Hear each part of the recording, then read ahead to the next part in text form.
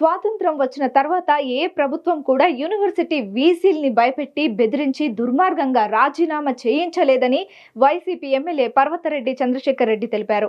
విశ్వవిద్యాలయాల వైస్ ఛాన్సలర్లను తొలగించిన విషయంపై తాము ఆధారాలు బయటపెడితే జ్యుడిషియల్ విచారణకు ఆదేశిస్తామని మంత్రి లోకేష్ చెప్పారని తెలిపారు.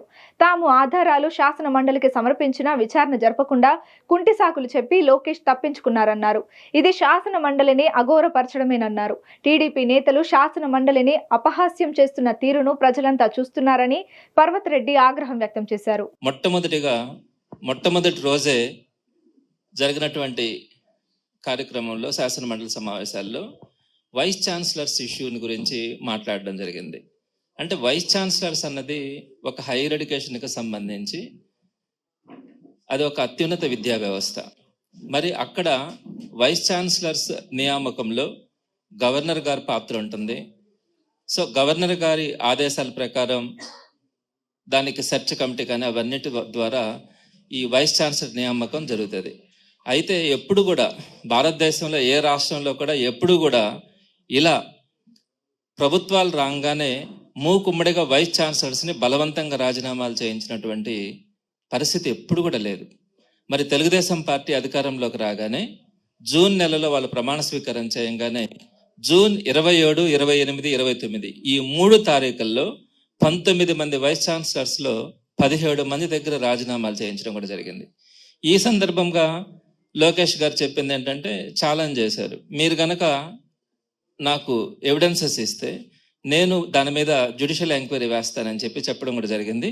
దానికి సంబంధించి ఎవిడెన్సెస్ అన్నీ కూడా ఇచ్చాం. అంటే ప్రధానంగా వాళ్ళు ఇచ్చినటువంటి రిజిగ్నేషన్స్ లెటర్స్లోనే రాశారు, మాకు AP state council of higher education chairman నుంచి అలానే స్టేట్ గవర్నమెంట్ నుంచి వచ్చినటువంటి ఇన్స్ట్రక్షన్స్ ద్వారా మేము రాజీనామా చేయాల్సి వచ్చిందని వాళ్ళు ఇచ్చినటువంటి రిజిగ్నేషన్స్ లెటర్లో వాళ్ళు మొట్టమొదటి పదంగా దాన్ని ఆ విధంగా పెట్టి ఇవ్వడం కానీ, అలానే వైస్ ఛాన్సలర్స్ని తెలుగుదేశం పార్టీ కార్యకర్తలు కానీ నాయకులు కానీ బెదిరించడం కానీ, మీరందరూ కూడా రాజీనామాలు చేయాల్సిందే అని చెప్పి వారందరినీ కూడా బలవంతం చేసినటువంటి సందర్భాలని వీడియో క్లిప్పింగ్స్ ద్వారా పెన్ డ్రైవ్స్ ద్వారా మేము శాసన మండలిలో చైర్మన్ ద్వారా లోకేష్ గారికి అందించడం కూడా జరిగింది.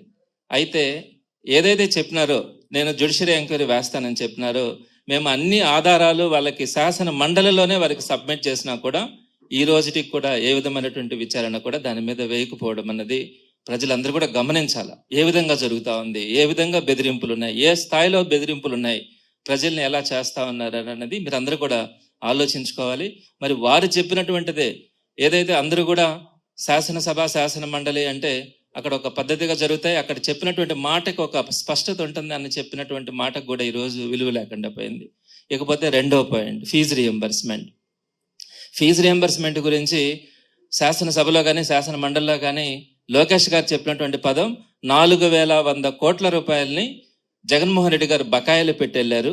ఈరోజు పిల్లలందరూ కూడా ఆ కారణం వల్ల ఇబ్బంది పడతా ఉన్నారు అని చెప్పడం కూడా జరిగింది. సో దీనికి సంబంధించినటువంటి ఎవిడెన్సెస్ను కూడా శాసన మండలిలో నేను సబ్మిట్ చేస్తాను. నేను అడిగిన ప్రశ్నకు సమాధానంగానే ఈ ఇష్యూస్ కూడా వచ్చినాయి. ఏం చెప్తున్నానంటే 2019కి ముందు తెలుగుదేశం పార్టీ అధికారంలో ఉంది.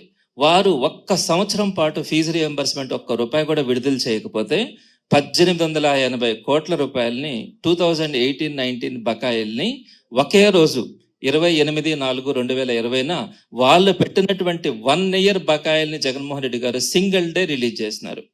అదేవిధంగా ఆ రోజు దాకా ఉన్నటువంటి వైఎస్ఆర్సీపీ ప్రభుత్వం వచ్చిన తర్వాత వచ్చినటువంటి 2328 కోట్లను కూడా రిలీజ్ చేయడంతో పాటు ఆ రోజు నుంచి క్రమం తప్పకుండా ప్రతి 3 నెలలకు ఒకసారి మార్చి, మే, ఆగస్ట్, నవంబర్ ఈ 4 నెలల్లో 3 నెలలకు ఒక్కొక్క క్వార్టర్ చొప్పున ఈ 4 నెలల్లో క్రమం తప్పకుండా 2020 నుంచి 2024 మార్చి దాకా ప్రతి 3 నెలలకు ఒకసారి ఫీజు రియంబర్స్మెంట్ని సుమారుగా 700 కోట్ల రూపాయలని రిలీజ్ చేసినటువంటి డేటాను కూడా వాళ్ళకి సబ్మిట్ చేయడం జరిగింది.